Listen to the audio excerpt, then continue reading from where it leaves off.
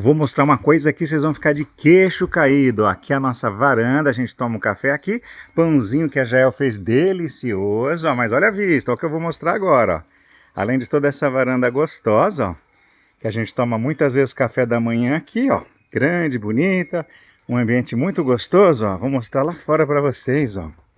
Dá uma olhada, ó, quintal aqui. Às vezes a gente toma café da manhã onde? Aqui no lago, ó, põe uma mesa bem ali naquele deck, toma café. Outras vezes a gente toma o café da manhã ali em cima, ó, terraço das Tumberjas, cheio de flores. Vou dar um zoom aqui, ó, só para vocês verem melhor. Aqui em cima, gente, a gente põe as mesas ali, toma o café da manhã nesse paraíso, que é o nosso quintal do Viajando no Quintal.